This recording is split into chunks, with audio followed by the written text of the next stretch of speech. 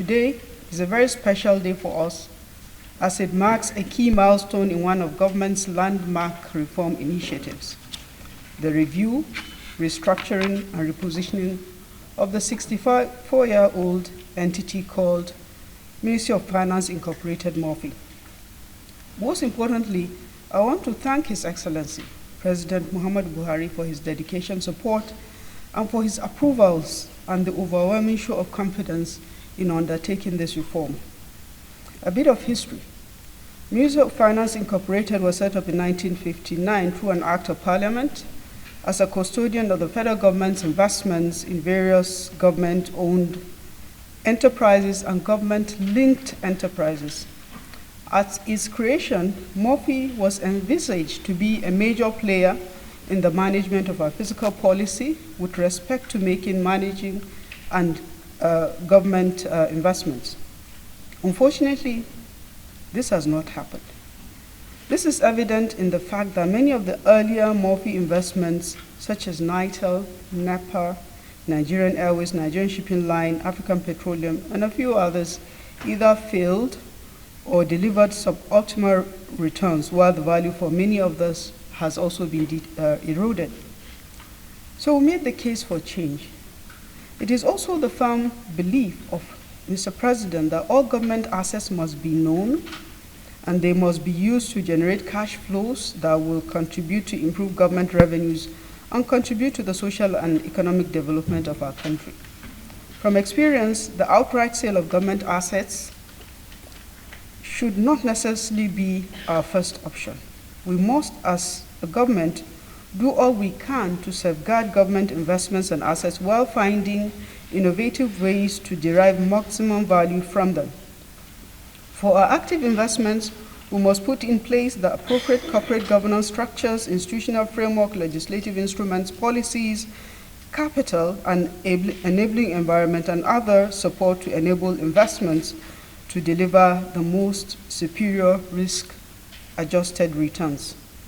For idle assets with stranded value, we must find innovative ways to put them to work and unlock liquidity from them. This includes using partnerships, concessions, injections of capital, and several other ways. To achieve this, we must have visibility over these assets regardless of where they are or who is keeping them. As part of the reform process, the reform, restructure, and repositioning component of the Strategic Revenue Growth Initiative, the SRGI, a number of government institutions were selected for reform. And MOFI was one of the ones that we selected as one government institution that needed to be reformed, to be positioned to better serve its stakeholders and support the government's economic development. And the thesis for us for this reform is that government must maximize the return on its existing investments, and matured investments must match or outperform their peers in terms of risk-adjusted returns. Secondly, idle government assets must be turned into cash flow generating assets in order to unlock liquidity for the system and create investment opportunities for the private sector. MOFI also must partner with the government and private sector to leverage current investments and idle assets as mechanisms to support the government in delivering on its mandate. So accordingly, we got the approval of His Excellency, and a committee was set up under the leadership of the Ministry of the Permanent Secretary, Ministry of Finance, to reposition MOFI for better value. The committee produced and submitted a detailed report of its findings and recommendations, and one of the key recommendations was the need to restructure and reposition MOFI from its current status of being a passive custodian of federal government investments as a unit under the Office of the Accountant General of the Federation to become a world-class company responsible for making and managing government investments in accordance with global best practices and applicable also within the industry. The second major recommendation of the committee is to create a national assets register to enable the government to know what it truly owns, determine the value of these assets, and also develop strategies to derive maximum value from them. The report of the committee, consisting of its findings and a broad range of recommendations, were presented to His Excellency, Mr. President, in July 2021, and in August 2021, Mr. President approved the recommendations and directed immediate implementation of the recommendations.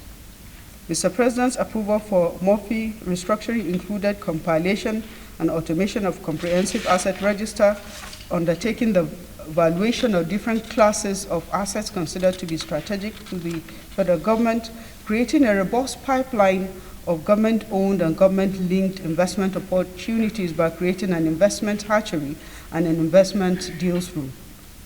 Also developing and implementing guidelines, policies, and systems and government structures for auctioning and disposing of non-strategic government investments or legally forfeit those assets. And number 5, to develop and implement policies to deliberately create assets from all concessions-related transactions and derive and manage these assets by matching the assets to legacy concessions.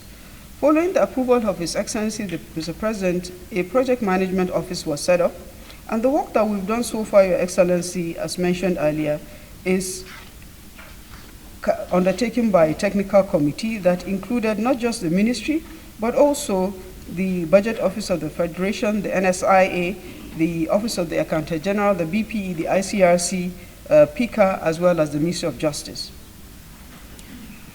The subsequent approvals of the committee's report by Mr. President include that MOFI should be granted autonomy in terms of financial independence from the civil service, allowing it to operate in accordance with global best practice as a world-class asset and investment managed organization. 2, MOFI to generate revenues to sustain itself by charging management fees for the assets under its management. And 3, the establishment of a MOFI governing council chaired by His Excellency Mr. President, who may be represented by the Vice President, and including the Ministers of Finance, Budget, and National Planning as council members, and other members of the council include HMS Petroleum Resources, Ministers of Industry, Trade and Investment, Transport, Aviation, Governor Central Bank of Nigeria, and 3 experts that have been earlier mentioned. The Board of Directors, chaired by Mr. Dr. Shamsuddin Usman, has also been earlier mentioned by the essay to the President on press matters. The executive management are also here today and presented to Your Excellency. We also have approval that this Governing Council should be inaugurated today, and this will be marking the official launch of MOFI. We also have, in addition to the launch, the inauguration, a MOFI 10-year strategic plan, a national asset register that has been completed, a MOFI brand identity report that has been completed, and also an approved inventory of the kickoff list of assets for the new MOFI. So the expectations we have from the new MOFI is in transforming this organization into an active investor that derives value for the portfolio. The Nigerian government stands to reap significant rewards, as estimate indicates that the financial value from the current MOFI portfolio will reach up to 1 trillion naira from the current assessment that we have made, which is 19 trillion naira. It is also crucial that MOFI sweats our investments and assets to derive the maximum value from these assets, to unlock liquidity for government, to also contribute significantly towards government revenue drive, and cut down on government spending investments that are not contributing to government revenues or even supporting the government's social economic agenda. In summary, Your Excellency, Council members, ladies and gentlemen, we must prioritize government investments and derive the highest return on investment from our assets, such as companies where government owns controlling stakes, as well as shares in private companies, built-up properties on undeveloped lands, machinery and intangible assets such as mining rights, spectrum licenses, names, copyrights, and many more. In conclusion, we aim to gradually close the gap between the different classes of assets to bring more value to the Nigerian citizens. The federal government remains committed to ensuring accountability and transparency, and I'm confident that at the end of this administration, Nigerians will experience the deserved change that we promise. I sincerely hope that the launch of MOFI today will mark the beginning of a new era. May I again seize this opportunity to congratulate the Council and the Board of Directors and Executive Management on their appointments and to urge that you discharge your responsibilities with the utmost diligence. Your Excellency, Council members, thank you very much for your kind attention. Good morning.